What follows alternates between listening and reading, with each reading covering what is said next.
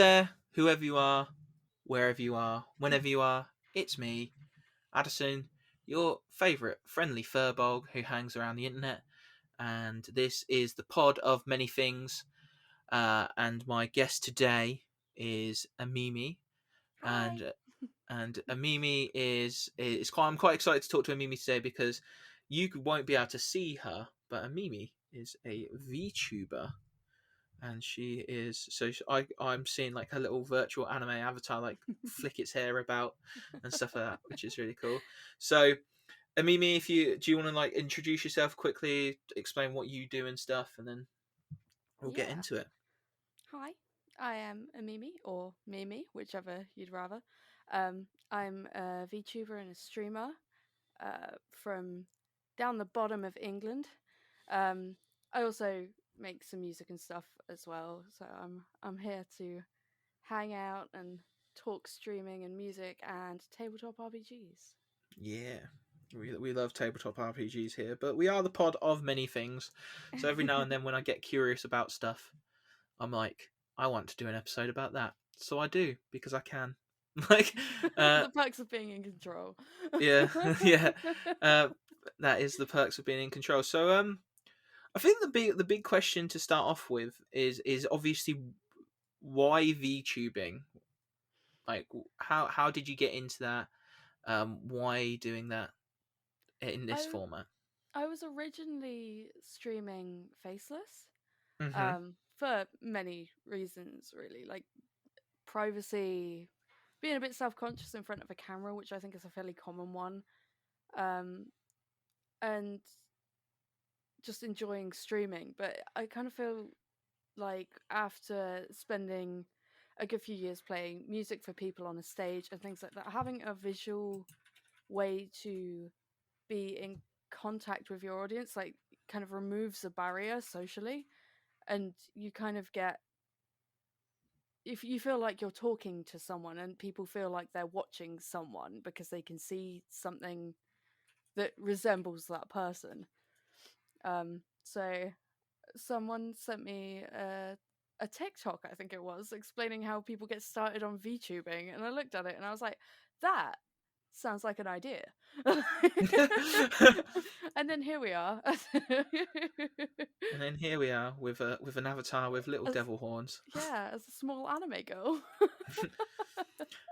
Well, um, that it is cool. Like watching it. I'm like strangely fascinated by the fact that how it moves and stuff. I'm like, what? So like, for those people who don't know, VTubing is literally people, they kind of like animate a little avatar that then they use technology to track their like some of their movements, and like there's like in certain rigs there's like commands and stuff that makes you can like command your face to be angry by like pressing a button and stuff like that. And yeah, so they kind of blew up recently, maybe because of the pandemic and stuff like that, with things like Hololive, and especially in like the nerd anime community. The anime community. Yeah, That dark place that they were talking about in The Lion King, the anime yeah. community. That's that's the weeb, son. Don't go there. Um, but yeah, no. So did you? So you didn't have any inspiration from like Hololive or anything. You literally just got this TikTok. Is It that was, what you're saying? Or? yeah, it was something that I'd kind of seen before quite vaguely, because I think it's only been fairly recently that it's just completely blown up. Um, but yeah, originally I'd seen a couple of VTubers that I watched, and kind of, I looked at it and I thought that looks really complicated, but really cool. Like it's quite effective, but it, when to look at it, looks like it took a lot of effort. Um, so I hadn't really considered it until I got that video and realized kind of you can make it quite simple, but you just have to kind of grasp the understanding of how it works and everything Mm. before you can get to that point. Hmm. So did you create your avatar yourself, or did you get outside help? or was there someone who you knew who did it Sorry, anyway? just broken up a bit. Oh, sorry. 1 sec. I think I'm lagging. It's because my go. cat.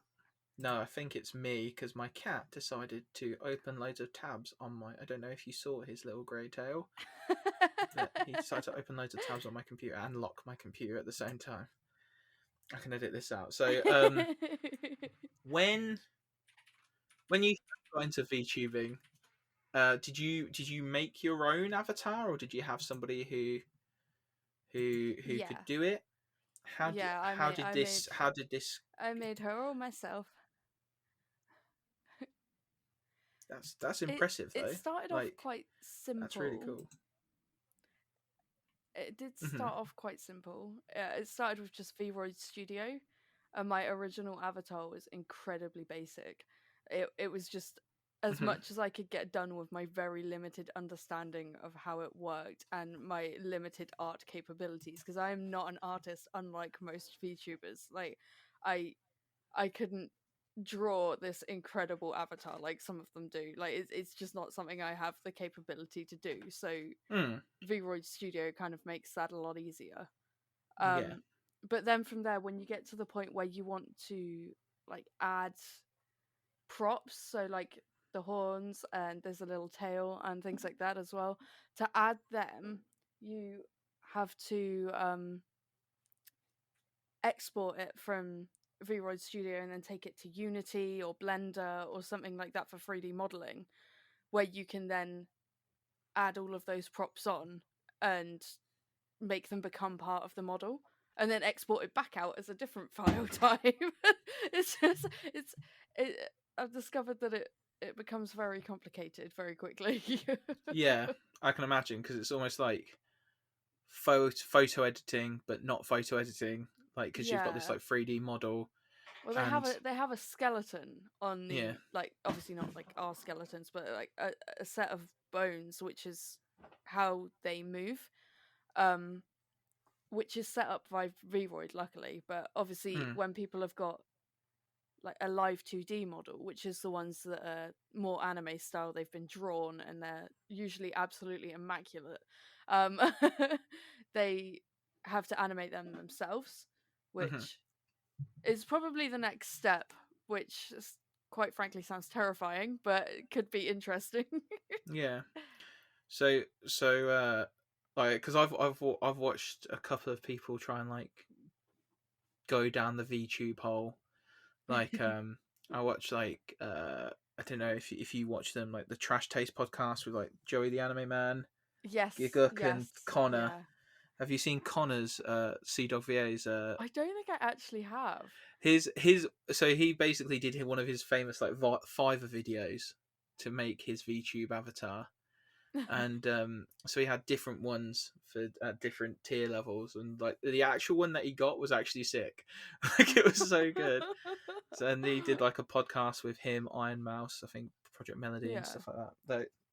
So that was really cool to watch, like, because you got some of the sellers explained how it worked and stuff like that. So it is wildly complicated. what about like the mapping process of to like your face and stuff to get it to like capture you can movement? download, there's an array of different software depending on what you want to do with it. So the one that I use is called VTuber Maker, where basically you can calibrate it to track your face. There are other ones like VC Face, where you have to manually track your expressions, and then if you pull a certain expression, your avatar it triggers an expression on your avatar. So, say if you smile wide, you might get a joy expression and things like that. But I kind of prefer this one because it tracks eyebrows and it tracks individual eyes, so like I can wink and do things like that.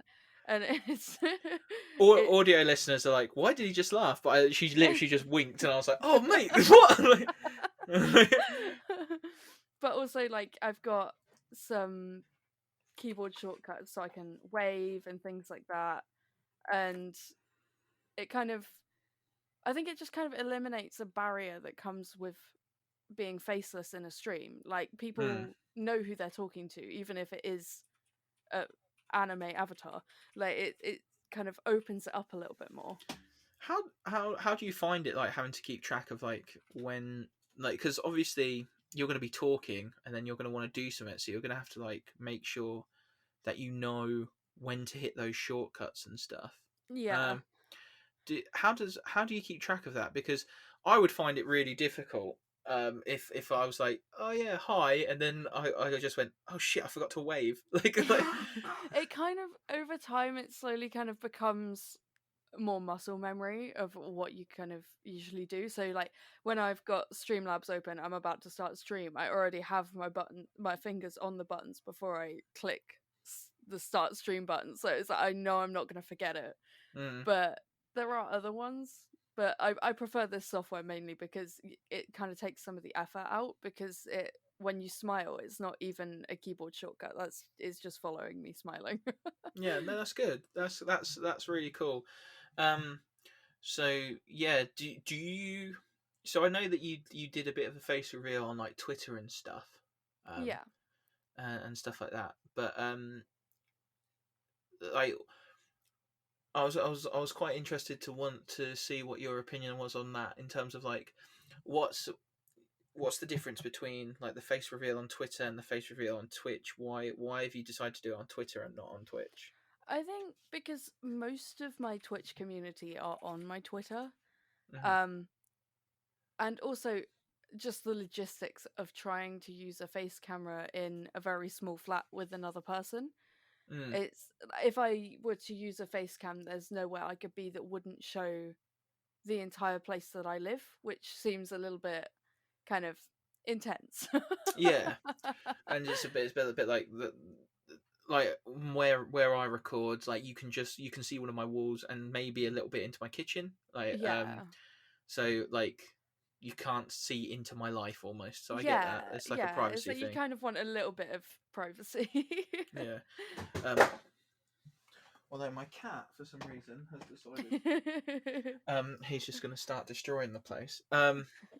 In terms of the VTuber, like, community, like, I think one of the funny things that happened when I first, like, reached out to you and was like, oh, would you come on the podcast because I'm really interested? You were like, but I'm not even that good, like, and like, I was like, but, like, you replied to me, like, the VTubing community does seem very, like, mysterious, and, I like, think you it's need a way in.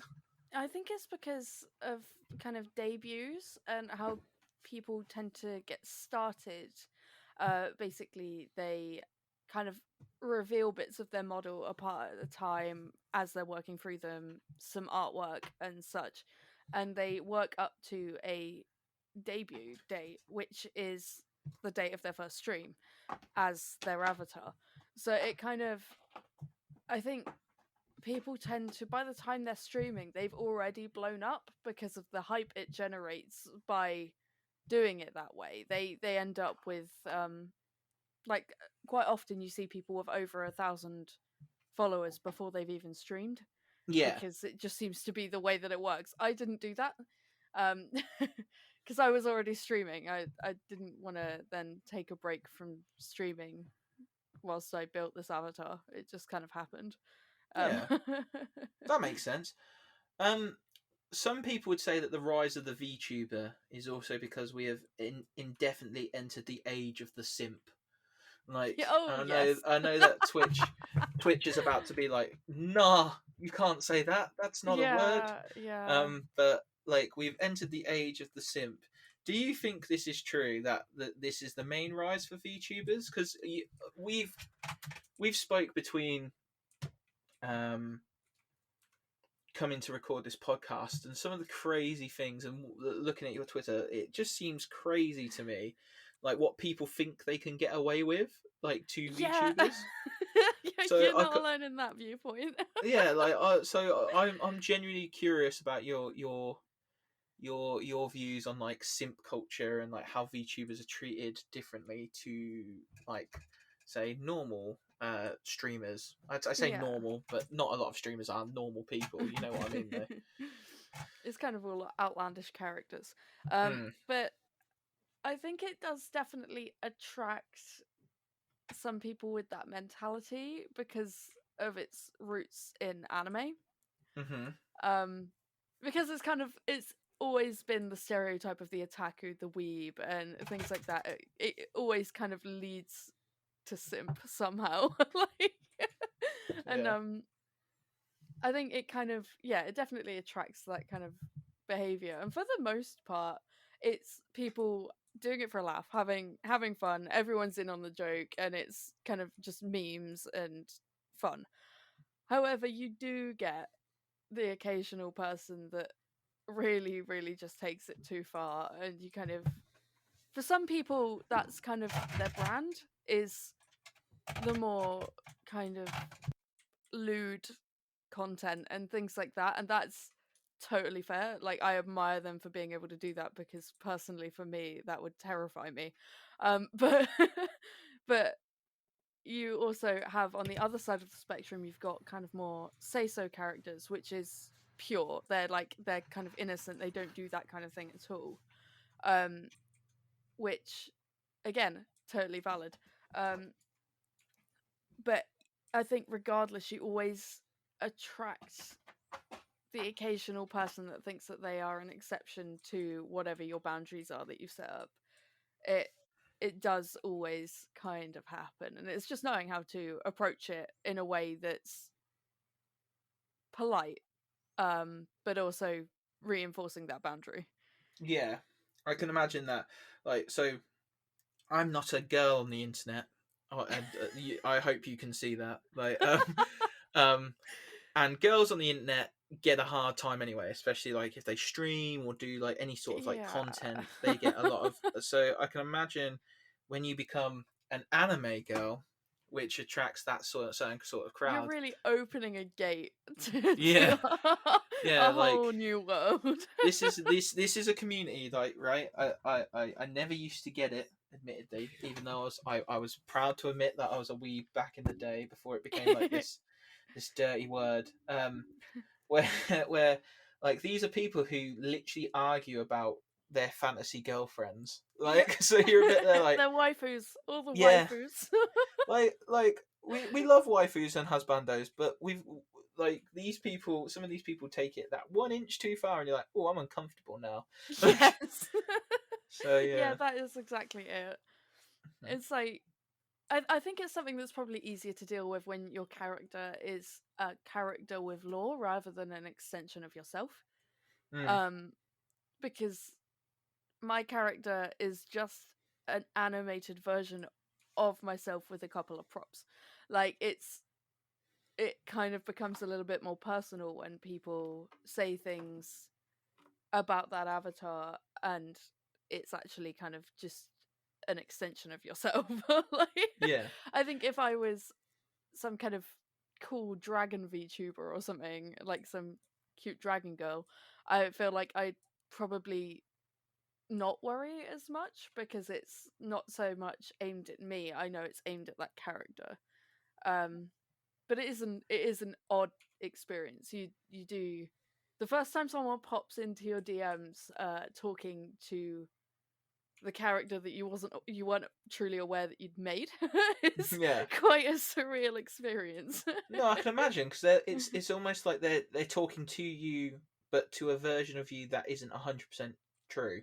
Like Yeah. they're talking about this like idealized version of you, and one of the things I do find, like, again, fascinating about the VTubing thing, apart from the technical side of it, is the fact that motherfuckers are out there like making like lore and backstory and committing to the bit, like I am an ancient dragon girl. Please yeah, check out my Twitch stream. yeah, like I think the one I know the most is Calliope Mori, Yeah. when she's literally like, well, what's it, so, and she's like, oh well, I've had a busy day like harvesting souls, because she's genuinely like there playing the role of like a Shinigami, and you're like, Yeah.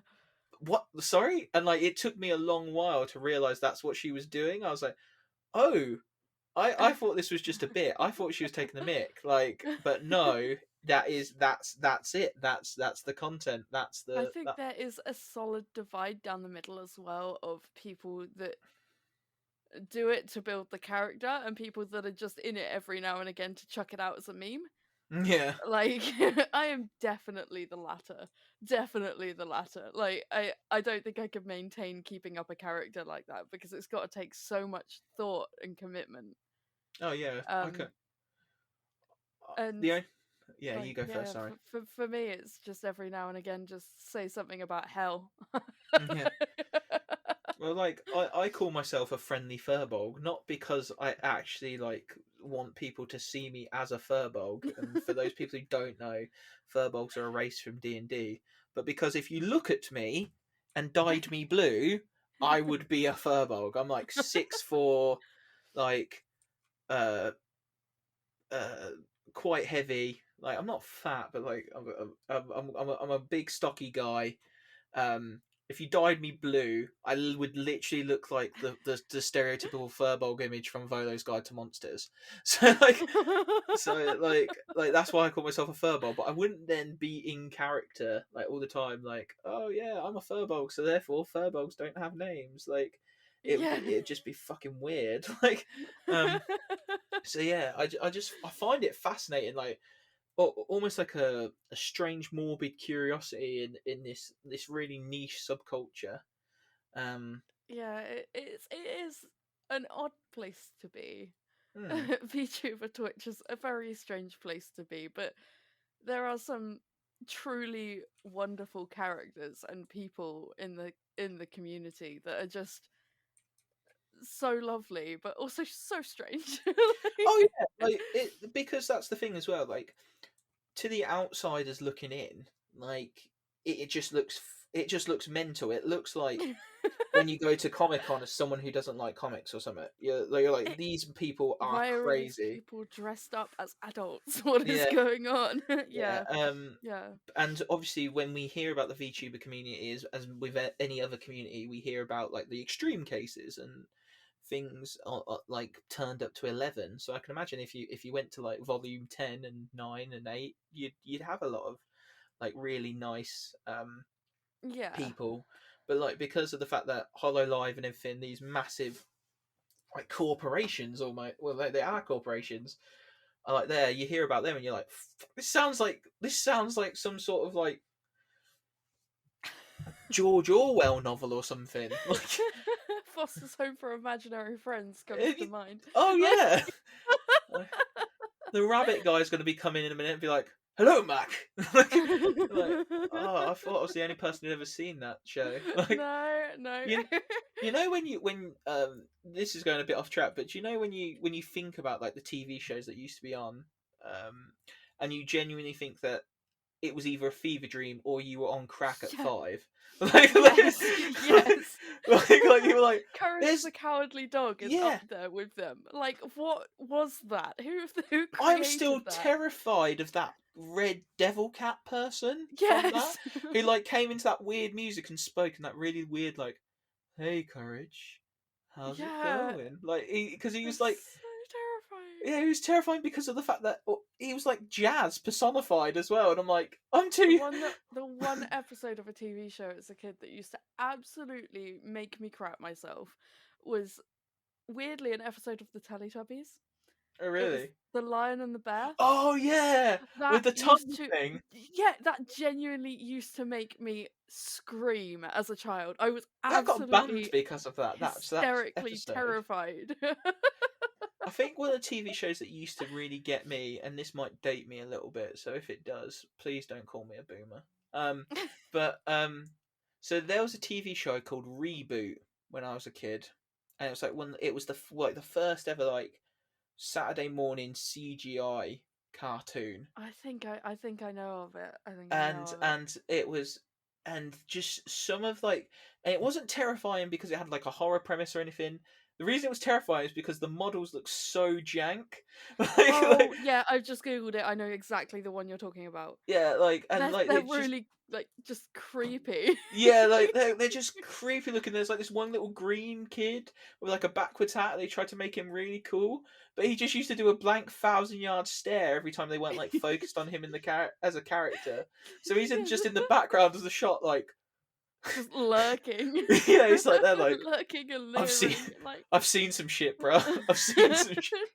But yeah, no. So yeah, I genuinely I was talking to some other people. I've said this multiple times on the podcast. Like, I genuinely thought that was just me. I thought I had yeah, made that no. up. Like, Yeah, there was another one. I can't remember what it was, but there was a thing going around about it ages ago. Oh, was it like the real monsters or something like that? Everyone was like, "This actually existed. This did actually exist, guys." It's like, oh my god, really? I thought I just dreamt it up. Like, no, yeah, there's some madness, some I actual feel like madness. 90s cartoons are a whole other level in comparison to like. Oh, mate, we had shows where people just legit straight up murdered each other, and Yeah, like we just went, and as kids we were like, oh okay, like we had gargoyles where people just used yes. to get dropped off buildings constantly. What else? We just had Courage the some. Cowardly Dog episode where the old woman's where all their bodies are like marionettes hanging off the ceiling in the attic. Yeah. That was a thing. Powerpuff Goosebumps was Girls. obviously a thing. Powerpuff Girls was like pretty dark, like Him was him the best just character. the body horror of Mojo Jojo as well. Like Yeah, yeah, like and then did Mojo Jojo make the rowdy rough boys in prison with like grim stuff as well? Like yeah, they were yeah. I just think dark. so. And then obviously you've got like Digimon as well. That was like oh no, like oh no, kids are dying. Like they're actually murdering Yeah, it children. was like it's so dark. It's so dark. But yeah, It's no, actually insane. it's rare No to find wonder some. we all ended up so messed up. Oh yeah, they're like especially in the UK because we had to wait for that shit. We were like they're like oh I can't wait for that like because obviously in Can't America wait it for was this episode of Digimon where oh yeah everyone's just gonna die. yeah like oh you know that like even the Digimon movie which had a banging soundtrack, it had like Less Than Jake, Bare Naked Ladies and everything on it, was like the epitome of like early 2000s like pop punk. And then it's like, oh yeah, by the way, this Digimon's a virus and it's infiltrated the internet and it's going to launch World War III with nuclear missiles. You're like, what? Yes. What? That was so good. Oh But, man, the first Pokemon movie was dark as well. oh yeah, the whole thing of like So sad. existentialism. So Like, sad. Like they're just breaking all these children. I wonder if they've got like a competition going or like a bet running on how many kids they were gonna break. yeah, like we need kids to cry. But yeah, so getting back onto track about VTubing and stuff because I think if I need to do an episode about 90s cartoons at some point until I'll bring you and I'll see if I can get Matt Click on as well for that one Yeah, just because get the gang together get the and gang together and see talk if we can about just talk about weird like kids shows. yeah you bring 5 weird 90s cartoons to the table that you can remember. Who else watched them? Like Are they actually real or are they a yeah fever dream? yeah did like food standards just didn't exist back then obviously. Like No. they were slipping cocaine into the coke still. Like, um but yeah, so one of the things you also do as a VTuber, which I find actually quite common with VTubers at the minute, is like the multimedia like thing. So you do music as well, and a lot of Yeah. VTubers seem to do music as well. But I also find that VTubers often do like surprising music genres for their avatars. Yeah. So for example, Calliope Mori, who I mentioned before, she's like she can speak like fluent Japanese and rap in Yeah. Japanese and English. And like so you see her and you're like, oh, she's probably gonna start like screaming, like Bring Me the Horizon style, and then she just goes like proper deep underground like rap style, and you're like, what? Sorry? Yeah. And like your music as well, like from like your avatar, you would assume like, oh, maybe she's like a Some rock kind or of an emo metal. chick, yeah, some kind of metal chick, and then you're like, no, here's a pretty ballad for you. Like, sorry, what? Like, Because so, ironically, that song that's just caused an entire 180 in everything I've ever done musically, um, was literally just a flight of fancy. I just decided one day, like, I feel like writing this song, wrote it, and it blew up more than anything I've ever written before in my entire life. And I was like, oh, okay. yeah, Yes, that's this is the nuts. thing now. This is a thing now. Like, it is. It was just like listening to it. It was really good. Like, I think it like I really like music. Um, I used to play bass in a band and stuff like that, so I know that sometimes like what I did used to be in a metal band back in mm, the day. back And in it's the still day. what I listen to the majority of the time, like crunchy alt pop and metal, pop punk, rock, Mm. all of those. And for some reason, I just don't write it. I think we go away from stuff that we like, don't we? Because we don't want to copy. I guess. Oversaturate or Yeah, copy, and yeah. because one of the things that I really like about the internet is I like rank casts and stuff like that. So I'm Yeah. really big on like rank casts. I love some of the more like controversial figures on the internet, especially around esports. So people like Richard Lewis and Foreign. I don't know Mm. if you know who those people are, but Yeah. they basically like they'll drop the C bomb at every other opportunity and just Yeah. say, "You're a fucking idiot! Like, what are you doing?" And they'll say it to the people on their show as well. Like they'll Yeah. have the person on their show and they'll be like, "I genuinely believe you're an idiot." Counterpoint. It's because people watch them for that opinion. They Yeah, watch them for their opinions that they make on things, which is something that I've always kind of admired because like to have opinions that rustle people that strongly is such a power to hold. yeah. Like, That is like a superpower in and of itself. The the ability to fact that rustle people jimmies will without. actually come onto your show knowing there is a solid point that you're just gonna attack them and they signed up for it. Like it's just insane. Yeah. But yeah, they like I like that. But then what I found with the Pod of Many Things when we got into it is that we just went, you know what, we're gonna be chill. We're gonna do like roundtable interviews and just relax and have natural, organic conversation. Yeah, we might have some bullet points.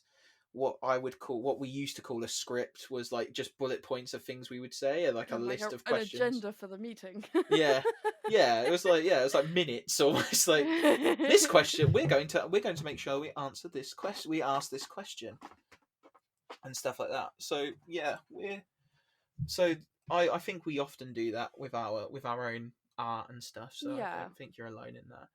In terms of your music, would you want that to be something that you're known for as well as streaming? Would that like that Amimi VTuber who sings like mythological slash fantasy ballads or I mean it's kind of music is something that I've done long before streaming. mm, Um it's well, I first started learning piano and instruments when I was about between 5 and 7 years old. mm-hmm, So music's always been the one that I've done. I mean, in the real world, outside of being a cool anime girl, um, that I used to do gigs all the time and stuff like that before lockdown. mm, yeah, Um, so it was always something that I was gonna keep separate, but I think after posting that YouTube video of that song and it blowing up, I've kind of realized how the two actually do kind of work together in a really odd kind of roundabout way. Um, from the music kind of being the type of thing that is kind of almost background music for D&D or something along those lines. It kind of links in a way to a lot of the things that I play being RPGs and stuff like that. So it's a loose link. It's a complete reach, but it does kind of mix in the end. no, that makes sense. I back it. I think that you're right in that, and I think as well because the fact you can do it as a character, not as a character, but like with that extra layer of like protection of that. There's the Yeah. VTuber and then you, It like kind you. of allows you to have more expression with it because you're not worried about it necessarily coming back on you if Mm, it turns out people don't like it or something like that. It is almost like a layer of protection. Like it really is. yeah, I could get behind that. Like one of the reasons why I don't do video on these podcasts or anything is because of the fact that I don't want people to like think a certain way about me because I Yeah. believe in certain things or anything like that, and or I challenge somebody. Sometimes I play devil's advocate, and because of the fact that I'm quite autistic, sometimes it sounds Same, genuine. don't worry, man. Yeah, Same. yeah. So like they it's like I had Laurie on. I need to put that episode out. It keeps bouncing back off YouTube. Um, and I talked about like trans representation and stuff, and I wouldn't want people to think that I was like being a dick. Like, but I was just like, oh, Yeah, it's not something that you're like against. You're just probing to get the mm, point back, like to know the standpoint and things like that is interesting. and like so we talked about like incremental like Mm. change and stuff like that rather than massive changes. Um, because of the fact that I spoke about some like autism rules I'd found for D&D, and like they actually genuinely Ooh. upset me. Like they genuinely upset me because it was basically like the and this might be my oversimplification and my emotional like reaction to it being that like it was basically a countdown timer for us having a meltdown. Like there's Oh nothing you can do joy. about it. There's nothing you can do about it. Like these, when you get stressed, you'll get a stress counter, and you've got Ugh. so many at so many levels. And until then, you stop functioning and you start like making noises and stuff. And I was like, oh fuck off! Like you just Yeah, like it was I hate that. yeah. Me too, and this is why I said like it was the first time in a long time because obviously I teach now Yeah. and I've worked really hard on it. Like it's the first time where I went, you know what? I'm back in like set 8. Like I'm back in Yeah. set 8 at the back of the class with all these kids who are like crunching Ritalin and stroking the wall and stuff Yeah. like that. It's like it's grim. Like It's it made me feel. it's a stereotype. It's just a really horrible stereotype that people I think become infatuated with because it makes you different to them Mm, and they see autism as a downfall and they see it as like well, it's like the old Autism Speaks commercial they made ages ago where they made autism seem like an epidemic that was going to kill everyone. And oh it's yeah. like they've conjured up so much fear of autism now that I think people almost bring peace in distancing themselves from us because if we seem normal then that means that they might be autistic and they've been Mm. ingrained with that much fear about it that it kind of it changes how they act without them even really realizing. Oh yeah, totally, totally. So speaking of like D&D background music and D&D rules we don't like, you and well, this is a tabletop RPG podcast, but because I really, really want to talk about like VTubing and the experience of a VTuber, and I wanted to say the word simp down a microphone, I guess. um, uh, what? On a platform where we're still allowed to say it. Yeah. Um, like, what is your experience with like tabletop RPGs? Are you have you just played D&D? Have you played multiples? How long have you been playing for? I have I haven't been playing for very long. I've been playing for the last 2 years, and the last year of which has been very, very sporadic because lockdown and basically how people feel comfortable DMing and things in my group. Um, but I have some experience with 5e. I have not had any experience of anything before 5e, Mm. which usually ruffles some feathers. Um, I've played some Star Wars, and now it looks as though Lancer's on the horizon, which is going to be really interesting. Yes, Lancer. So ready. Yes. I've never We been more ready in my life. we're streaming Mecha Hack at the minute on Ben's thing. So Yeah. Lancer is like 1 second. Let me just wait for my cat to settle down. Mecha Hack's like rules like Lancer. Yeah. Have you got the CompCon thing, the online toolkit Yes. for it? Yeah. Yeah. Because Yeah. the fact that that's just free, that's just there.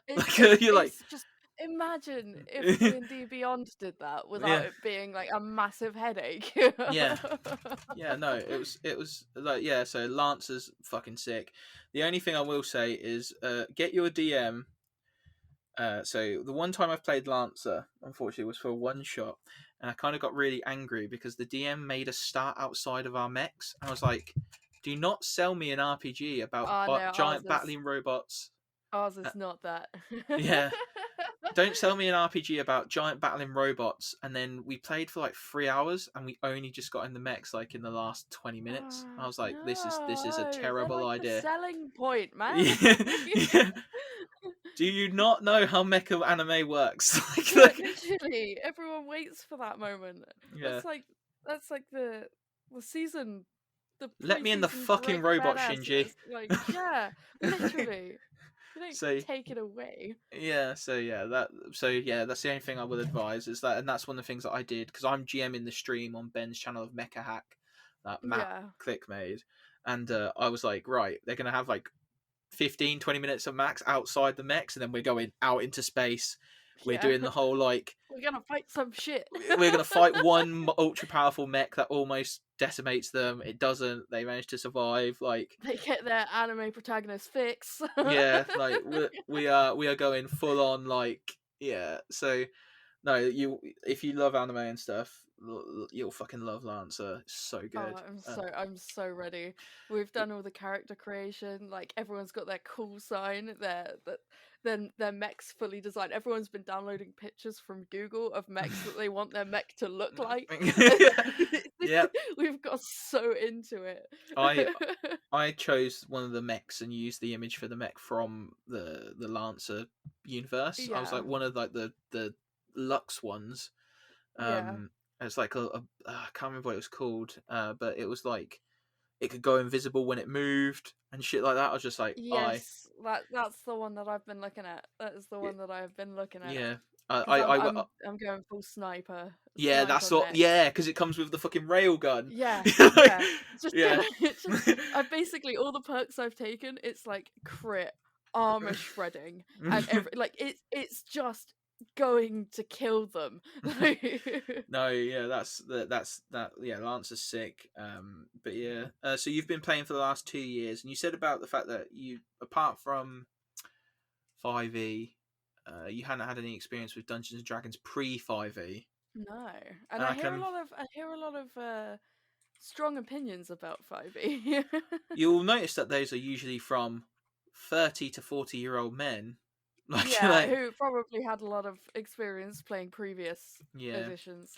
And like, because one of the things I want to ask you as well is like, do you stream your D&D games on Twitch? Not currently. It's something that I'm looking at in the future. Would you do that as your VTube running avatar, a campaign? Yeah, probably. I want to get a little prop screen. Yeah, I was wondering if you'd like cosplay your character. That would be funny. Oh my god, that's like totally possible and gonna happen. Yeah, because because I was also going to ask about your experience as a girl in tabletop RPGs, because I asked this question to a lot of people. Because you're apparently mythical in some circles. Like, you guys don't exist. Like, what, X chromosomes? What are they? So yeah. What's your experience as being like a female content creator / person in the D&D or tabletop RPG space?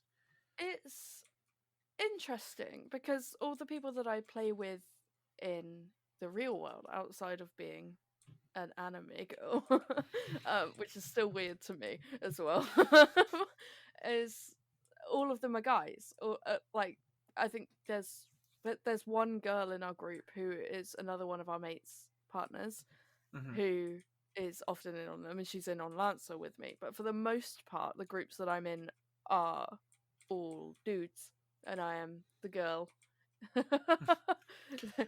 It's it's quite odd, but I mean, most of my friend group are all guys anyway, so it's not like that strange. No, so it's not like strangers in like Yeah. you've gone from hanging around with a load of girls to like just blokes. But yeah, I get that. Because I know that there's a lot of RPG horror stories out there about being the only girl in the group, Oh yeah. and like I mean, to be honest, I'm more worried about about our bard friend, but oh, he has, you've got he one has, of those too. he has seduced some incredible creatures, especially in Star Wars, where he managed to seduce a dog person, which Oh god. was Oh my god. an experience. So Every I think game has like a problematic bard, don't they? yeah, and I've well, in one of the campaigns it's me, but Well, in my current campaign that I'm DMing, it's my wife. yes. Like, I literally have to watch my wife flirt with other men in front of me, and I have to like facilitate that. It's weird. like, like, Mine's a little halfling bard. She's College of Glamour, and she rides on a bear. She, that's she pretty does fucking whatever the dope. hell she wants. Jen's is a half elf, like hot ginger, like tall woman. Like, Yes, yes, that was like, the other option. The other yeah. option was going to be like an elven tall woman who's just like she towers above everyone and she's magnificent and no one can touch her. Like, No, I usually make characters that are obnoxious. I'm not gonna lie. Like, yeah, I've never played a bard. Admittedly, I went it to is once, and I think I pussied out. Like, it's a commitment. it's a commitment. It's No, a commitment to faking self-confidence that I'm pretty sure no real person actually has. I think the most close I got to a bard, and it was only in the performance aspect, was I played a warlock who painted. Yes. And like he so basically his backstory was a hag had challenged him long ago to paint her as beautiful, Yeah. like, and he succeeded. Like, he painted her and it was wonderful, and people were like, oh, this is a great painting, rah rah rah. And she was so pissed off with him that she just took his words, like, so he couldn't talk and he couldn't think in words either. Oh my He god. and That's dark. and he couldn't write either. Like, Yeah. basically she took every form of language Every from form of him. communication and thought. Yeah, so he had to keep like invading people's minds with like images. Like, he had like, he was like an archfey, but the DM also allowed me to play the archfey companion as his his companion, because I played Pact of the Chain as well. So his patron was this cat that he had with him, and basically it was an archfey that lost a bet and got stuck as a cat. So he's like, you've got this silent like guy who's just there like nodding, And this really salty cat. yeah, and he's like so I threw my cat at one point, and I just was, and he was like, get me off this, like, so that was funny. A Pact of the Chain tiefling warlock who is an innocent little child called Neffy, and her pseudo dragon is basically just Mushu, but worse. Like, it's Mushu on crack. It's like leading her down the dark path, like, go down here, it's fine, that's a dark alley, It's my a parents. this tiefling child. Yeah. Like, yeah, we admittedly one of the funnest interactions I had with a warlock chain pact was an Azamar divine guy, but his familiar turned out to be an imp, like, by accident.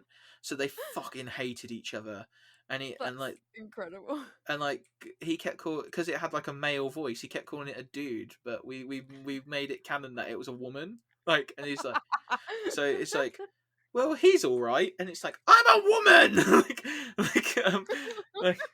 like, and they just hated each other. Gargic only kept him alive because it was what was needed. So yeah, I it was funny. Um, so yeah, what?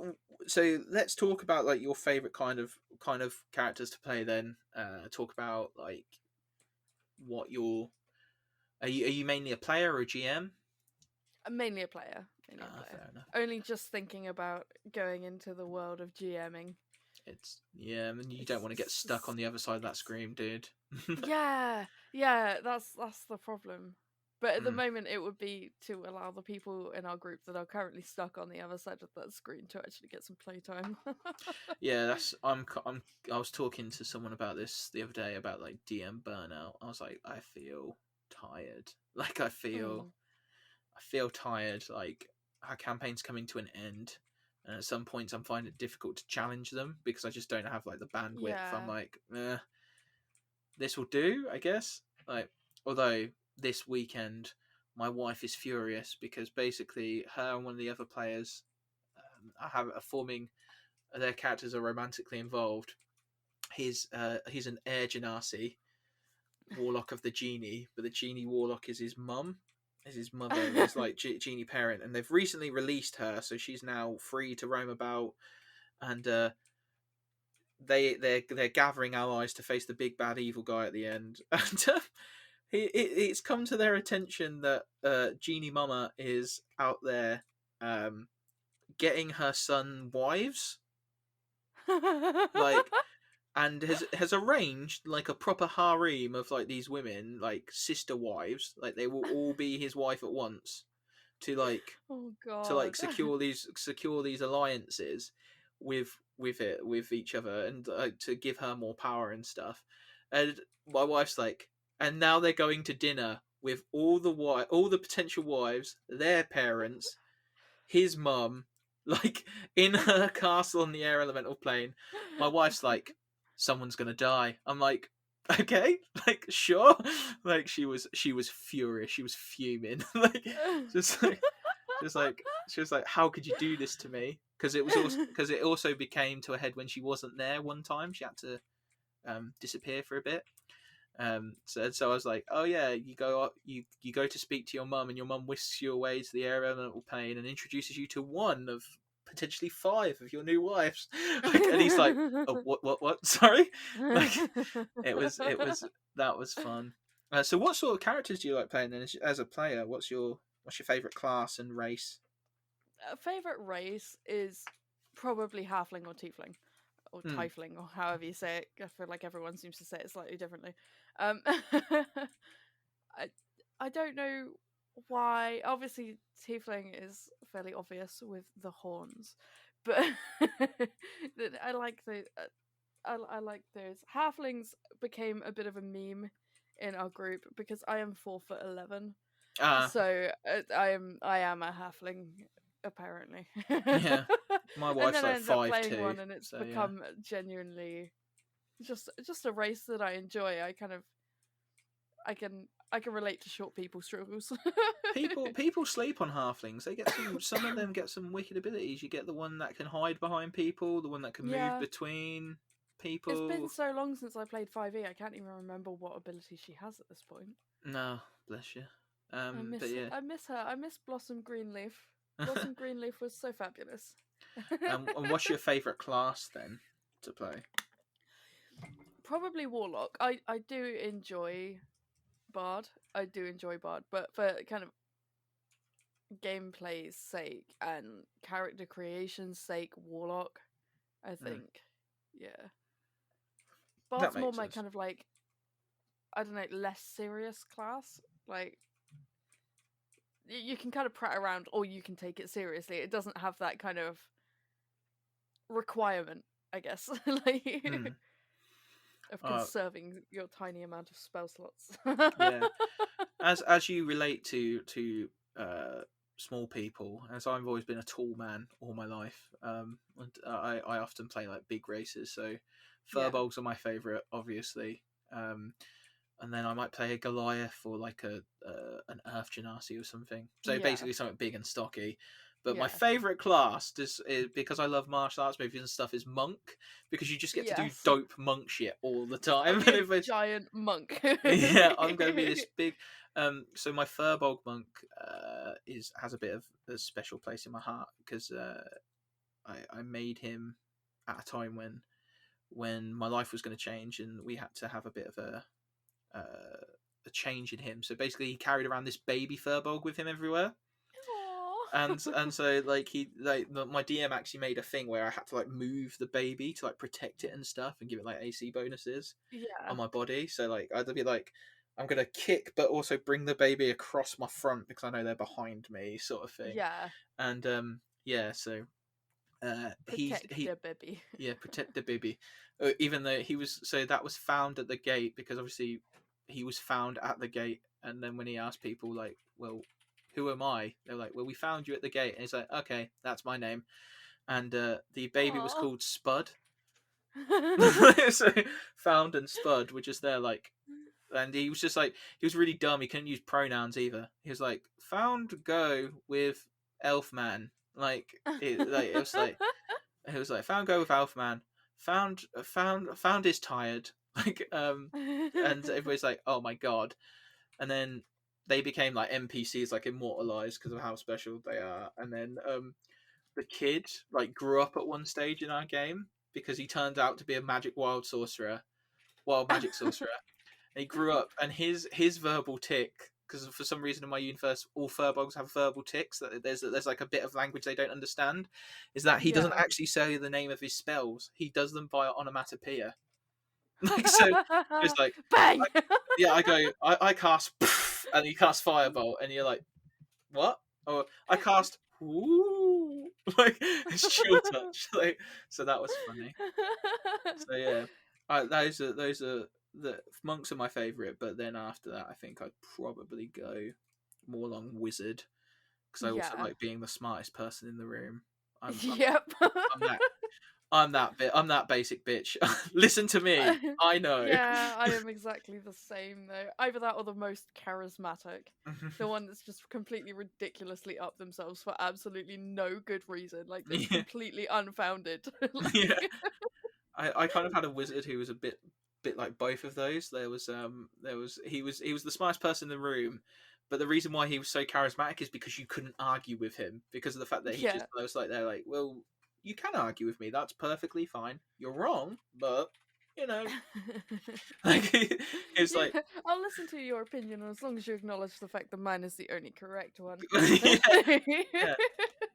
I think the best thing he ever did was he literally listened to somebody give like a 10-minute speech, and he kind of did like the Jeremy Clarkson thing of like, oh no, anyway, like just like ignored everything he said, and they were like that bombshell. Yeah. He was great. That was my Fire Genasi wizard because I was like, how could I make someone who's basically like making a deal with the devil all the time, like without being a tiefling and being stereotypical? Because I like the fact as well that my DM played it that everybody thought he was a devil anyway. Like, so he was like, fuck it, go on then. Like, there you go. That was good. Like, and like, when you have a favorite like class and stuff, you want to play them all the time. So, okay, is that how you? I think you kind of like find something that you kind of attach with emotionally, and it's just kind of the one or the two that you kind of gravitate towards. Yeah. Is there any class that you're like, that is dog shit, I'm never gonna play it? You're gonna probably trigger some people, but I'm willing to be there with you. You're not allowed to say Ranger because everybody knows Ranger's shit. Oh yeah. I don't dislike them. I don't dislike them as a class, but something that I would never play would be Barbarian because it just seems really fucking dull. Yeah. I rage. Smash. Yeah. Yeah, I rage. Like it's something that for me just doesn't do it. Like, I think it's mainly because I prefer magic classes, to be honest, more than anything else. Out of principle, I refuse to play Bard. Like, yeah, that's I hate them. I hate them so much. I hate the fact that they're just good at everything. Yeah. I feel my wife's there, like I've got they're kind of like you're the worst nightmare. Like yeah. My wife's there, like I've got an 11 in acrobatics checks. I'm like, you're not even proficient. How does this work? Like, I don't understand. I'm like, well, you see, I have this, and this, and oh, I'm gonna cast this spell, but that's a cleric spell. Yeah, I know. I just get those. What? Yeah, I can just choose, like. Yeah, I can just choose any spells I want. Oh, better get rid of my cleric then. Like, Also, when you give someone inspiration and it just overthrows everything that you had planned yeah, somehow. yeah. Oh, or that weird one that reduces it. Is it cutting words? Where they're like, oh, I Yeah. cut in words, and you're like, oh fuck. Okay then, what did you get? I think you're a bitch. Yeah. Oh, you're my defense. Yeah. Oi, dickhead! What? Yeah, no, it's so. Oh man, it's bards, man, just bards. They get on my wick. So I think yeah. my favorite part of Warlock is Tasha's hideous laughter. Oh, always.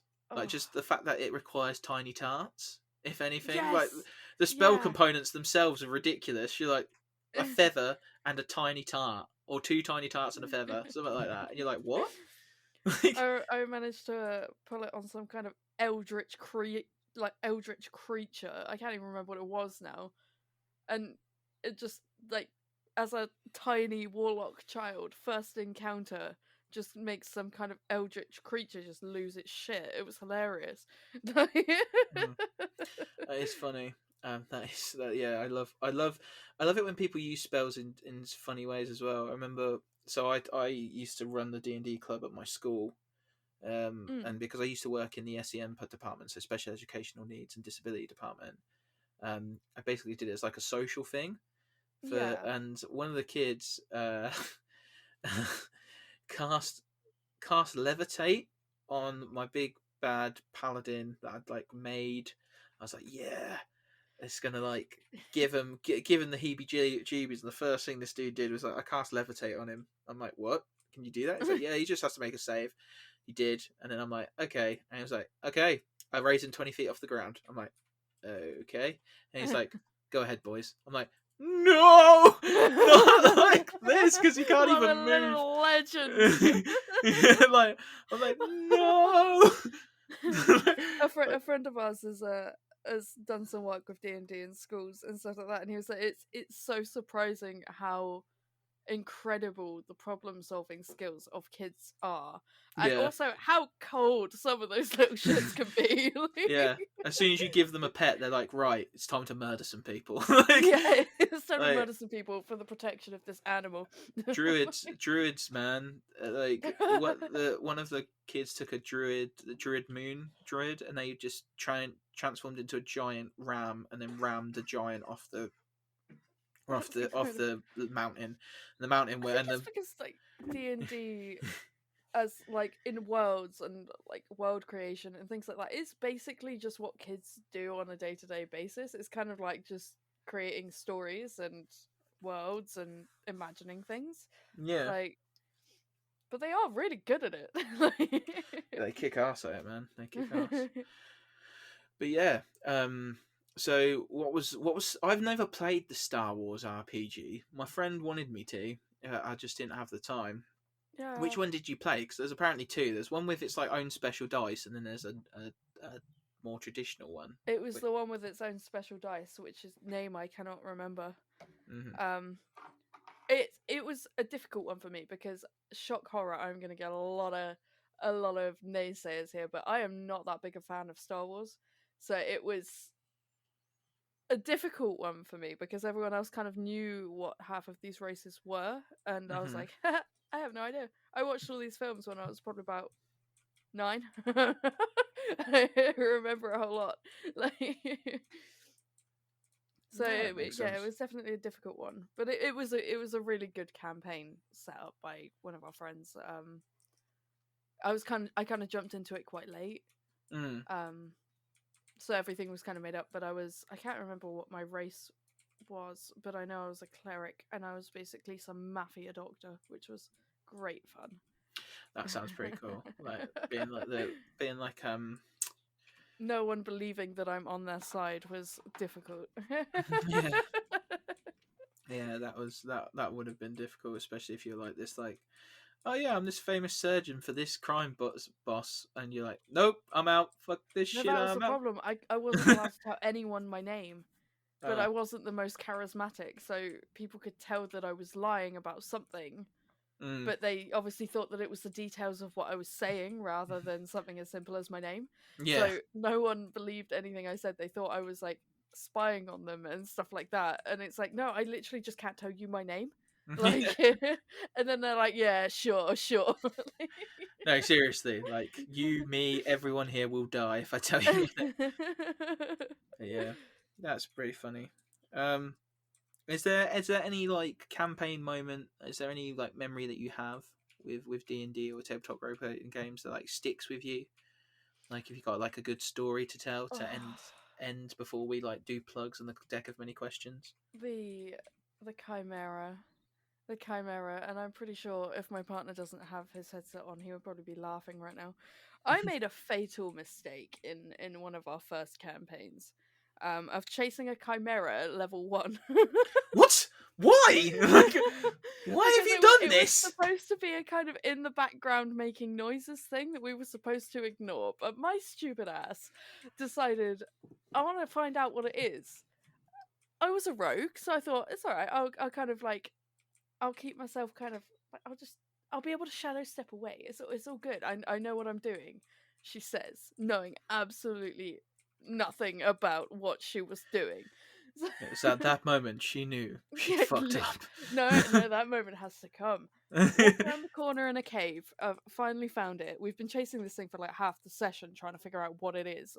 And the whole point was there was my partner trying to say, you can't catch it, leave it alone, don't follow it. And then, of course I followed it, and it turned around, it looked at me, and I was like, oh shit, it's a Chimera.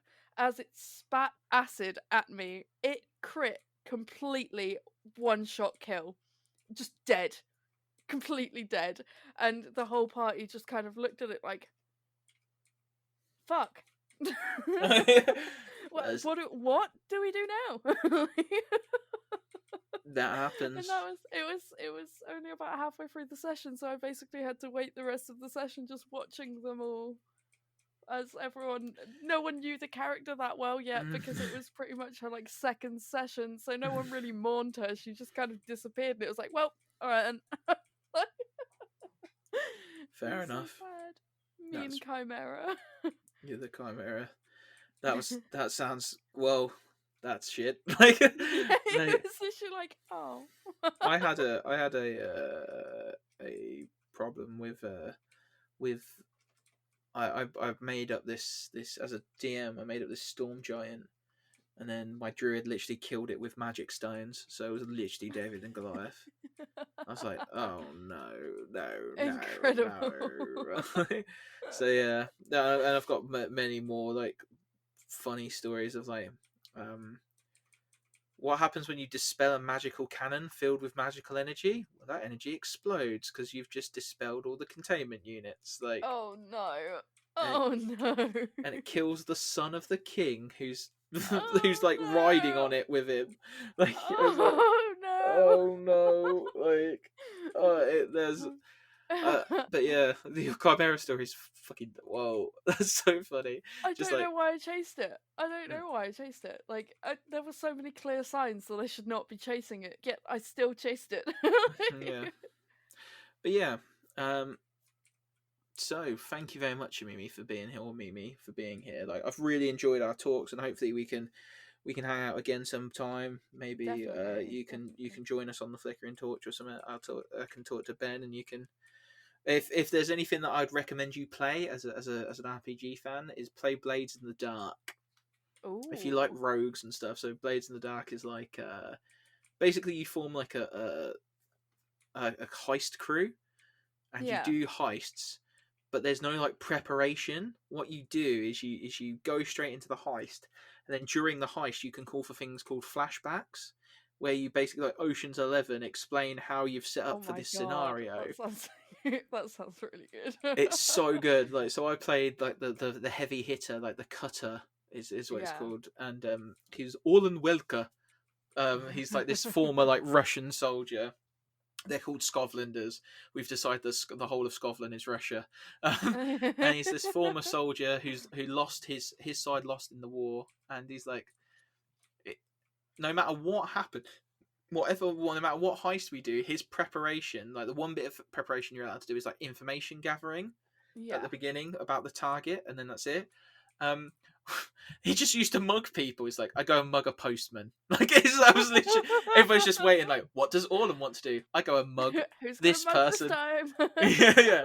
Yeah. But the thing is, I do so well that I get us like perfect entry into almost every thing. Like, it works. But then everybody else, like all the other people who are supposed to be the sneaky ones, like it became a joke because in the first session I was like, why don't we just go through front door, bash in front door, tell them this is a stick up, and they're like, no, we're gonna be stealthy. So I get the location, for them by mugging a girl. Like, I didn't realize it was a girl at the time. Like, and like, so I mugged this girl, and then basically our escape plan, our fearless leader decided, was to pull the back wall off the house that we were in using a horse and carriage. And I was like, and then every time I spoke after that was like, oh no, Orlan, we cannot go in front door, too inconspicuous. Like, like just salty. But removing the back wall, that's totally fine. Yeah, because that then became a joke because we said that in maritime law, like in maritime law, if a building can be pulled down by horses, it's unsafe and needs to be removed because it's near the river. Like, so yeah, it was weird. Yeah, it was a very interesting. But yeah, so have a look at Blades in the Dark by John Harper. It's sick. But yeah, thank you very much for your time. Thanks for coming in. Before we plug you and get you to shout out where you are on the internet, which I'll link in the YouTube description and the podcast description. I've got to ask you one question. Are you ready to face the deck of many questions? I don't know, but I feel like we need to. I feel like we need to. Awesome. So, for those of you who have been with us since the beginning, the deck of many questions is our random question generator where we ask the hard, the soft, or the spicy questions. You can stack the deck for and against us by giving us suggestions for questions, and we will try and hold our guests and ourselves to honesty in all matters. So if it is spicy, you're going to have to rustle some jimmies, I'm afraid, because I'm not going to take any soft answers. It's the rules. It's the deck. It's like the deck of many things. You pull a card, you've got to commit to the card. So the numbers we have at the minute, Mimi, are 1 to 75. You may pick any number, and I'll give you the question for that number.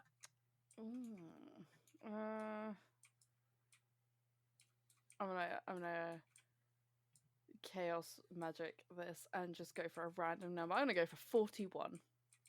41. Hang on. Have you ever regretted starting a campaign, even if it turned out well? We've had this asked before, but I'd like to hear with your experience being so limited. Have you had that regret yet? Not really. I mean, everything kind of, from my small amount of experience, you can kind of change everything to go a way that you want. In a way, like you can kind of manipulate it by changing how your character grows and other things. However, I feel like I might feel this soon when I do my first ever GM. Because I feel like I'm not particularly confident about it, and I think it could possibly happen. But I'm not gonna lie to you. Sometimes being a pantser is pretty good as a GM. Like, not obviously don't not prepare at all and know nothing. But like sometimes you just gotta let it go. The players will do their bit. I think if you think about it too much, you kind of put yourself into a corner because half the time the party's going to do something completely different anyway. Like exactly that. Like, so yeah. Would you like to ask me a question? What is the most difficult part of doing this podcast? The most difficult part of this podcast today, there's been two. Has there? There's been two. One has been my cat, because obviously I have noticed your my cat laptop is warm. I'm going to try and see if I can take a picture of him in a minute and hopefully show you in the Discord server his current position, where he's like lying over everything, and I'm just acutely aware that I have shortcut keys on my keyboard that will like mute me and everything, or turn my computer off like he did earlier. He opened like 40 instances of the calculator because I have a calculator key. Like, and he just put his paw on it for ages. That's why when I like jutted out earlier, it was like because I was closing all of them. And then the other one was that Craigbot, my boy, has failed me miserably. But Craig's a traitor. Craig's a fucking traitor. Like, but I don't know if you, I on my Instagram and on Twitter the other day, Craig crapped out on me on another thing as well, and I did like the whole somebody call an ambulance, but not for me meme, because he like died, and I somehow managed to salvage the episode. I was like, yes. I was something like, I'm me, a man not to be trifled with the power of YouTube tutorials and autism on my side. I was like, yes. Yeah, so yeah, that's the most difficult thing about this podcast, and like finding cool people to talk to. Like, I really enjoy the fact that that I get to meet these people and talk to them, and then we kind of become friends afterwards. Like, yeah, in that respect. But talking to people sometimes, like to talk to them about stuff, you do find that there's quite a few people who are a bit less cooperative. They're like, well, what will you do for me? And I'm like, dude, it's a passion project of mine. Calm down. Like, you're not Matt Mercer. Like, it's sit fun. down. It's fun. Yeah, like if you were, sorry, if you were like, actually, there we go, you hit the shortcut button. If you were actually Matt Mercer, then sure, like, or, Yeah, or exactly. anyone like that, like someone famous. But we're all small. We're all having a laugh. Like, yeah. it's just about fun and making cool stuff and meeting people. Exactly. So yeah, that has been the end of the deck of many questions. If you want to stack the deck in our favour or against us, give us some spicy questions, put us on the spot, submit them in the comments down below. And yeah, Mimi, where can we find you on the internet? You can find me at Amimi streams on Twitch, Amimi music on Twitter, and also just Amimi on YouTube. They're all completely different, which is really not very not very brand safe. Like, no, it was difficult because everything when you're kind of publishing music, EP coming out at the end of April, you kind of have to have everything on the same name to be able to distribute it without hassle. And that name also has to be nothing like any other name that exists, because they will, without fail, upload it to the wrong place. So, there are YouTube channels on, obviously on YouTube, that have playlists of music that has somehow got my old music injected into them, despite the fact I have no idea who that person is. And now they have my music, so that's annoying. So everything has a slightly different name to fit in with the names for Spotify. We have a similar problem here at the Pod of Many Things, that none of the like things are the same, because obviously somebody's got the name, or there was not enough characters, so we've got Pod o Many Things, the Pod of Many Things. Yeah. Yeah, so I get that a lot. It's like variants, isn't it, because you can't find that thing. But yeah, thanks again we'll make sure to check that out and hopefully talk to you again at some point about maybe when the EP comes out and stuff like that. We'll get you back. You can tell us more about your VTubing adventures as I delve further into the VTubing as a realm horned and elfid witness anime, more horrors. Yeah, anime girl. One of the things we're thinking of doing for the year anniversary, which is in April, it's like mid-April, is I want to basically get like a panel of all the people that have been on the podcast before, and just get fucking wasted, like, Oh man, that and sounds just like tell like horror such stories a and banger stuff, idea. like story Such a time, banger. drunken It's story time. literally just like a camp out Yeah. on video. Like, Yeah, that would be hilarious. that would be great. I'll float that by Ben as well, because I can't do something like that without him. Like like we'll see if we can get you guys there and stuff like that, and then you can tell us about some of the terrible DMs you've received. But yeah, thank you very much for listening, whoever you are, wherever you are, whenever you are. This has been the Pod of Many Things. I hope you're safe. I hope you are well. And I hope we'll see you again in the next episode. Peace. Bye. Hi. Doop, doop, doop.